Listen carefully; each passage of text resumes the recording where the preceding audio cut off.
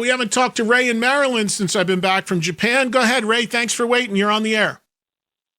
Hey now, Eddie. So glad you are back, man. There was a little void in my afternoon for a week and a half. So appreciate you being back. Glad you had a great time, and glad you took us with you with all your videos and keeping us informed, man. That was awesome. And my Orioles are in. Yeah, man. My Orioles are in, and congrats on your Mets victory.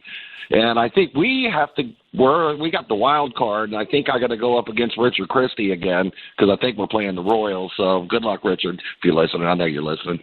I'm trying to figure out, Ray, real quick, not to go down a sports rabbit hole here, but the Orioles are in, the Mets are now in, and now the Mets have this second game. I'm trying to figure out what the second game means. I think Joel was saying it would knock out the Braves totally if the Mets win.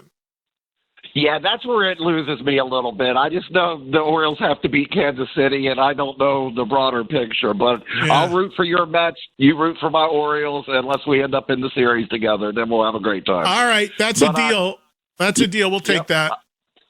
I got a quick documentary recommendation and a couple really quick show reviews. The documentary is not music related at all, but it's called Mr. McMahon. It's on Netflix. Have you seen that yet? Yes. No, I heard about it. It's on my list. I do want to see it. I definitely will watch that, but I've not seen it yet.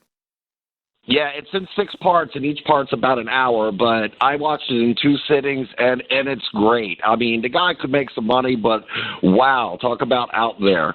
But a couple quick show reviews. While you were in Japan, I saw a Sabbath tribute act called Just Sabbath, and man, dude, they were friggin' phenomenal. The world-class musicians. One of the guys in the band, I forget which one, had played with Jeff Scott Soto. The singer, Steven, I chatted with him. They opened with Sabbath, Bloody Sabbath, and Symptom of the Universe, and you know those are not easy songs to sing, and they killed it, man. It was for a veterans charity or something, but man, if you get a chance to see Just Sabbath, I think they're from out of the Pennsylvania area, just amazing. And this weekend we went to one day of this festival called Ocean's Calling, and it's not a festival in my wheelhouse per se, but my wife, like I've told you before, is a huge Dave Matthews fan, and they headlined the one night. But I did see Blues Traveler, and they were good. It was fun. I kind of dig Blues Traveler. Little jam bandy, I know, for you, but I thought they were really good. And then this band OAR, who I don't know any of their music, but they played, and I know who the band is. I just don't know their music. Dee Snider actually came out and did a song with them. Of course, they didn't do The Price or Under the Blade. They did We're Not Going to Take It. But, you know, it was kind of cool. I got to see Dee. And then Counting Crows played. They were okay. And then Dave. And it was cool. It was all live for sure. And so, yeah, that was it. And I didn't like the layout of it. It was weird. Half of the audience was in the sand and the other half in the parking lot. But, I mean, it's a huge turnout. But it was all live. It was kind of cool, fun. And it was only 30 minutes away in Ocean City, Maryland. And that's about all I got. And I'm so glad you're back, Eddie. Thank you. Appreciate it, Ray. Thank you very much. So the band Ray mentioned, one of them there, OAR. I know who those guys are. I know them. The main guy is a guy named Mark Roberge. I actually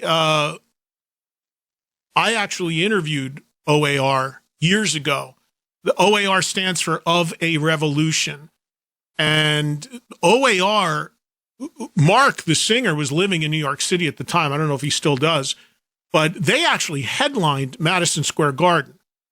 I will never forget it. I was doing...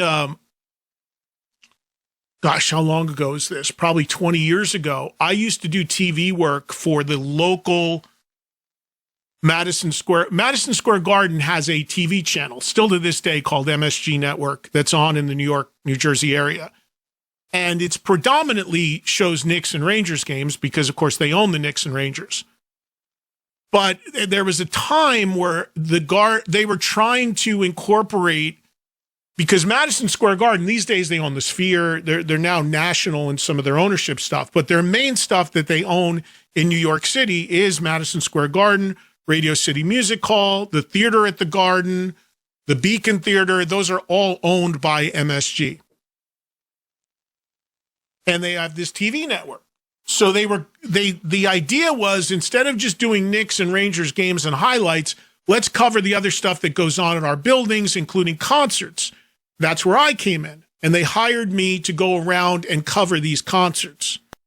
And it was great because they gave me this credential that I could walk into any of those buildings no matter what was going on and walk wherever I wanted. That was fun for about a year. But they would come to me and say, hey, we've got this band playing the Beacon. We've got this band. We're going to send you with a camera crew. Go interview the guys. So that's when I interviewed Chris Cornell. I remember he was playing a couple nights at the Beacon. I walked in and did something with him. And I remember they said to me, there's this band called OAR playing. We want you to go talk to their singer. And I was like, oh, yeah, where are they playing? And they said, Madison Square Garden. I go, what?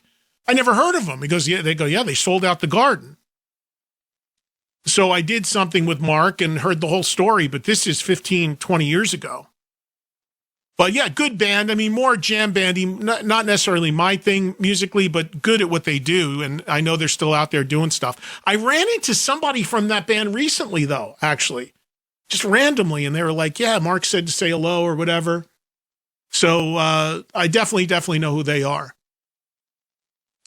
Well, thank you for that, Ray. Appreciate you checking in as always. And Ray, one of the people in the Fans of Trunk Nation Facebook there group that's always out there doing stuff. And I always catch here and there stuff flashing by. And for the most part, people have actually remained fans. I joke about that all the time because it always takes me back to the old Howard Stern days when he used to have a thing called the Stern Fan Network. And he got pissed because all they did was rip on him on the fan network. He's like, what kind of fans are these? So far, what I've seen and heard, the fans of Trunk Nation still remain fans and remain cool. So I appreciate that. We all know that could change on the dime, though. One word, one phrase, but so far, so good. All right, thank you all. Appreciate it. Good Monday. Good way to get started. If you want 3 more hours with a bunch of music, you can join me over on 39 in about 8 minutes. Otherwise, back here live tomorrow, 3 o'clock Eastern. Chris Robinson of the Black Crowes live at 4 Eastern. Have a good Monday.